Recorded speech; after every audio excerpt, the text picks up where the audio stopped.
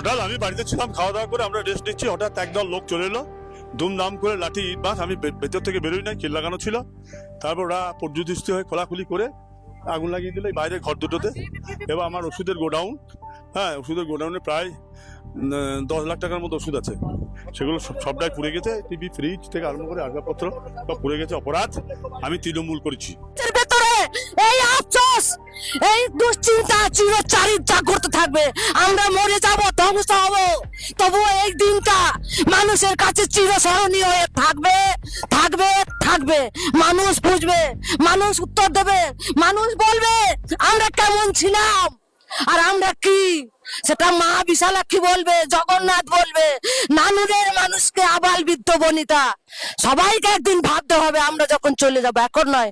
মানুষ যখন মরে যায় তখন সে দেবতা ভগবান হয়, মানুষ যখন বেঁচে থাকে তখন সে দানব হয়।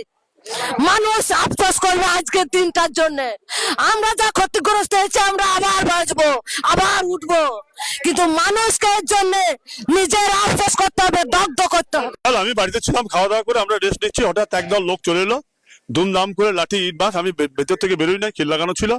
তারপর ওরা পর্যদৃষ্টি হয়ে খোলাখুলি করে আগুন লাগিয়ে দিল বাইরে ঘর দুটোতে।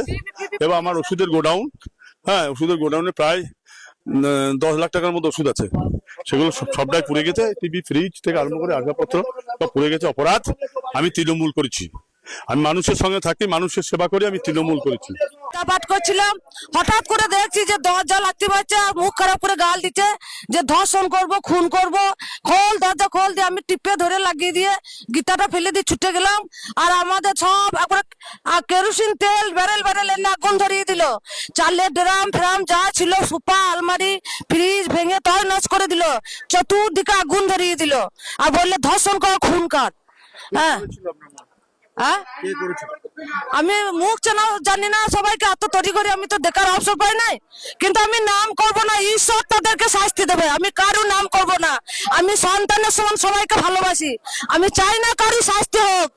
তারা যা করেছে সারা জীবন আফসোস হোক, যে আমরা কারো নাম করবো না। আমাদেরকে শাস্তি দিয়ে যে আমরা মেনে নেবো, ওপরাইলা তাদের শাস্তি দেখ। ক্ষতি আপনারা দেখুন গা নিজে হাতে। সোফা, ফ্রিজ, আলমারি, টিভি, 15 লাখ টাকার ওষুধ জামাইয়ের, তারপরে কয়েকটা ঘর পুড়ে গেছে। আপনারা দেখতে যান, আমরা কারো দোষ দেবো না। প্রায় 2000 লোক এসেছিল চতুর্দিকে, 2000 লোকে। মানুষের সঙ্গে থাকি, মানুষের সেবা করতে কোনো ভুল ত্রুটি ছিল, আমরা কাউকে দোষ দেবো না, এটা আমার ভাগ্যের দোষ। তবে আমার অপরাধ, আমি তৃণমূল কংগ্রেস করি, মানুষের কাছে থাকি, মানুষের সঙ্গে থাকি, এটা আমার অপরাধ। আমার জামাই ডাক্তার, শুনুন, আমার জামাই ডাক্তার, আমার মেয়ে হেলথ অফিসার, আমার ছোট জামাই ডিআরডিও অফিসার, আমার ছোট মেয়ে কলেজে পিএইচডি করছে। সেইটা মানুষ নিতে পারলো না, সেইটা হিংসায় মানুষ আজকে এত কিছু ক্ষয়ক্ষতি করলো। আমরা যাদেরকে দেখেছি ঈশ্বরের কাছে শপথ করে বলছি আমরা নাম করব না। ঈশ্বর থাকে তো তাদেরকে আফসোস দ্বারা সারা জীবন বুঝিয়ে দেবে যে পার্টি দ্বারাও করছে, আরো অনেকে করবে পার্টি, কিন্তু তাদের জন্য এরকম নজির না হয়। পার্টি যেন মানুষ মন প্রাণ ঢেলে ভক্তি করে পার্টি করে, আমাদের মতো যেন এরকম ক্ষতিগ্রস্ত না হয়।